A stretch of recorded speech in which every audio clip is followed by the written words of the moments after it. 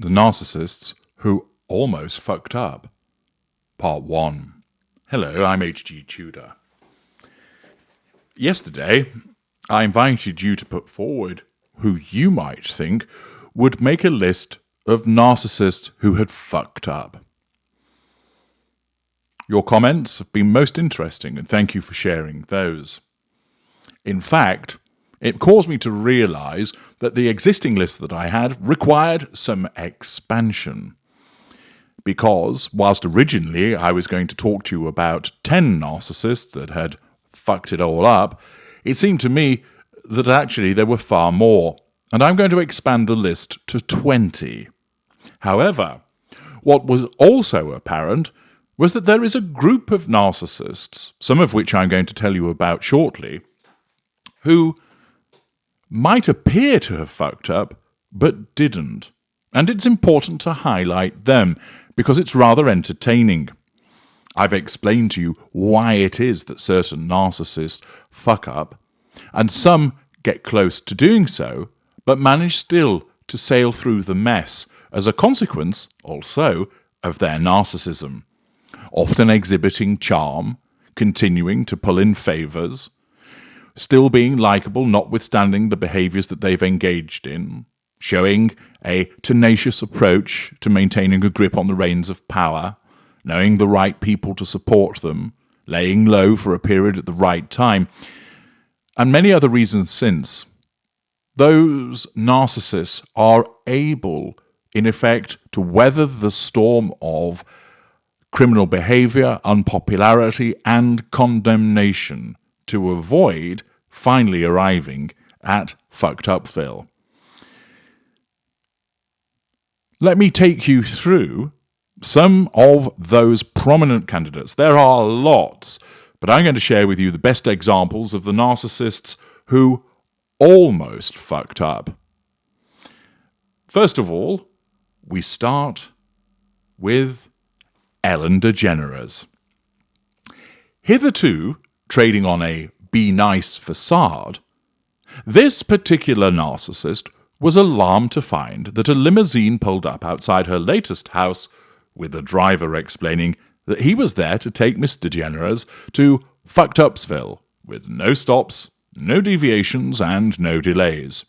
This caused shock and alarm for DeGeneres, who had attracted considerable exposure and criticism concerning allegations of bullying and a toxic atmosphere at her Ellen show, which smashed the facade of her nice and kind Ellen.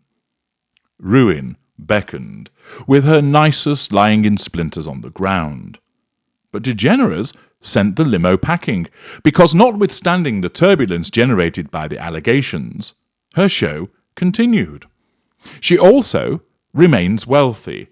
Forbes estimated that in 2020 she earned $84 million, and that her net worth is $370 million, making her the 12th highest paid entertainer in the world.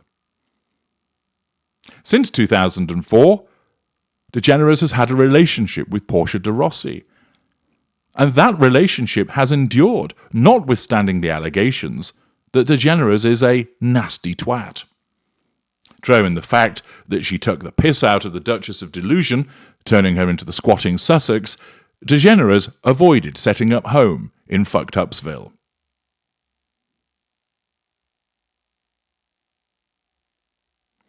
Our next narcissist that almost fucked up is Jada Pinkett Smith.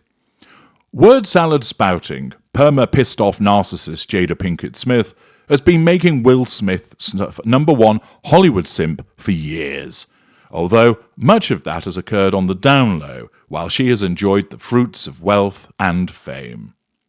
However, several black-suited operatives from Fucked Upsville came to her Malibu Des Res to escort her to a new tenement block crack den in the place where those who had it all and threw it away now reside.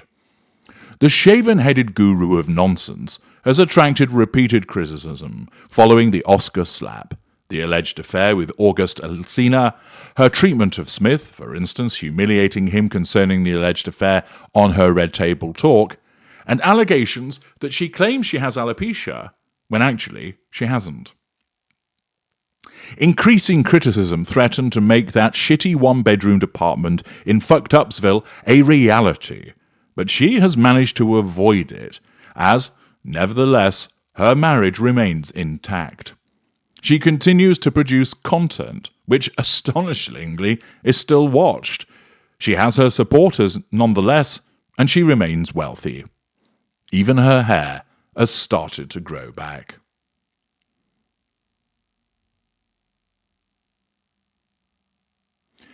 Next up is Jimmy Savile. During his lifetime and at the time of his death, Savile was regarded as an eccentric adornment of British public life, a ubiquitous and distinctive face on television who relished being in the public eye, and was a shrewd promoter of his own image. Savile was a member of Mensa and the Institute of Advanced Motorists and drove a Rolls-Royce. He was made a life member of the British Gypsy Council in 1975, becoming the first outsider to be made a member. In 1984, he was accepted as a member of the Athenaeum, a gentleman's club in London's Pall Mall, after being proposed by Cardinal Basil Hume. He even had God on his side. Through his support of charities, Savile became a friend of Margaret Thatcher, who in 1981 described his work as marvellous. It had been reported that Savile spent 11 consecutive New Year's Eves at Chequers with Thatcher and her family, although this is disputed by Thatcher's daughter Carol and by Lord Bell. Letters released in December 2012 by the National Archives under the 30-year rule confirmed the close friendship between Savile and Thatcher. Some of the correspondence was heavily redacted before publication, using exemptions under the Freedom of Information Act. Savile met Prince Charles through mutual charity interests. His work with Stoke Mandeville Hospital also made him a suitable figure to whom the Prince could turn for advice on navigating Britain's health authority. Prince Charles, as he then was, met Savile on several occasions. In 1999, Charles visited Savile's Glencoe home for a private meal and reportedly sent him gifts on his 80th birthday, and a note reading, "Nobody will ever know what you have done for this country, Jimmy. This is to go some way in thanking you for that."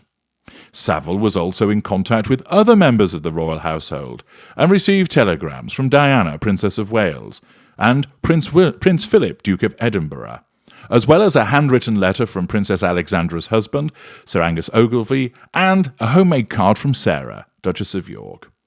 Savile acted as an unofficial advisor to the then Prince Charles, who sought his advice on a number of occasions on how the royal family ought to interact with the public and media.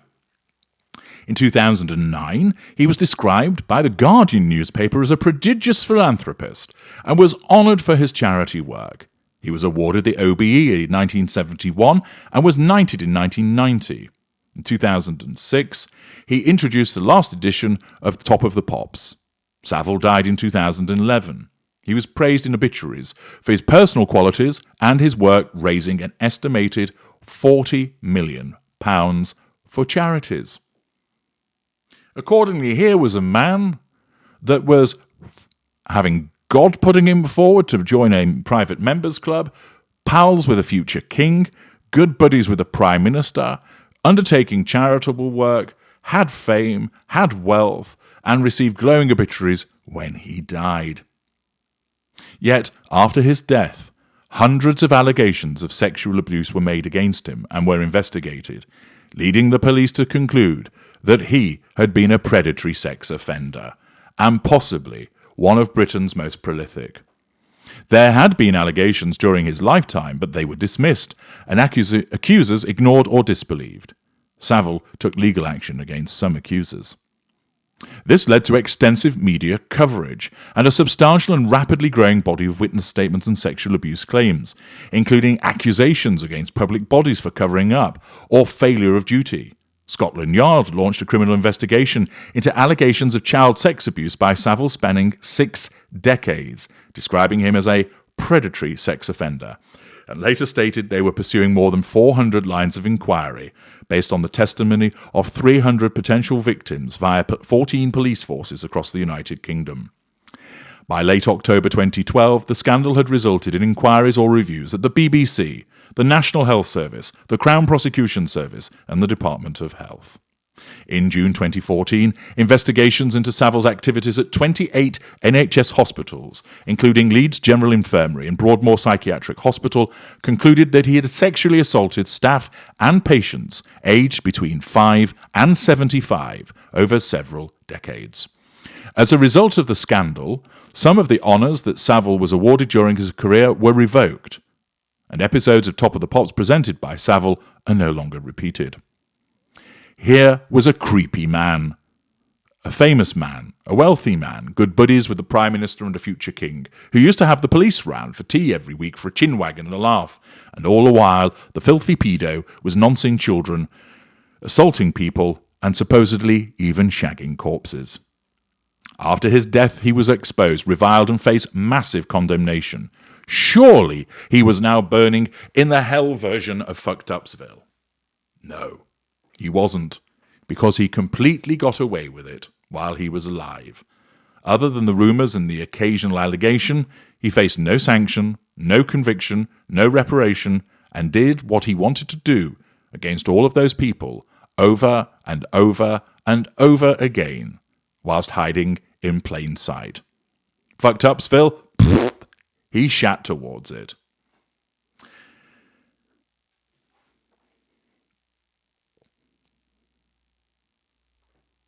Next, of the narcissists who almost fucked up, it's Bill Clinton. He was president, leader of the free world from 1993 to 2001. Clinton presided over the longest period of peacetime economic expansion in American history, and then he got noshed off by an intern, and all of a sudden Air Force One was being replaced by fucked up because he didn't have sexual relations with that woman. Oh yes, old Billy Boy got randy and thought it would be dandy for Monica Lewinsky to give little Bill some oral attention before he spraffed on her dress. Fucked Upsville was making room for another president, and old Tricky Dicky was looking forward to a new neighbour there. Clinton's second term was dominated by the Clinton-Lewinsky scandal, which began in 1995, when he had a sexual relationship with 22-year-old White House intern Monica Lewinsky. In January 1998, news of the affair made tabloid headlines. This scandal escalated throughout the year, culminating on December the 19th when Clinton was impeached by the House of Representatives, becoming the second US president at the time, the first since Andrew Johnson to be impeached. The two impeachment articles that the House passed were centered around him using the powers of the presidency to obstruct the investigation and lying under oath. In 1999, Clinton's impeachment trial began in the Senate. He was acquitted on both charges as the Senate failed to cast 67 votes against him, which was necessary to meet the two-thirds conviction threshold prescribed by the US Constitution. Notwithstanding this scandal, Clinton left office in 2001 with the joint highest approval rating of any US president in the modern era, alongside Franklin D. Roosevelt and Ronald Reagan. His presidency ranks among the middle to upper tier in historical rankings of US presidents. Since leaving office, Clinton has been involved in public speaking and humanitarian work. He created the Clinton Foundation to address international causes, such as the prevention of HIV, AIDS, and global warming. In 2009, he was named the United Nations Special Envoy to Haiti. He's remained active in Democratic Party politics, campaigning for his wife's 2008 and 2016 presidential campaigns. He's estimated to be worth $130 million US. His marriage survived, although it is to Hillary Clinton, so you might consider that an enduring fuck-up. He's still politically active. He still wields influence. He escaped a conviction on impeachment, and he got blown in the White House as well. No fucked upsville for Bill Clinton. So 4 individuals, 4 narcissists that you might have thought would have ended up in fucked upsville, but they weren't. But join me in part 2 to find out who else falls into this category. Join me there.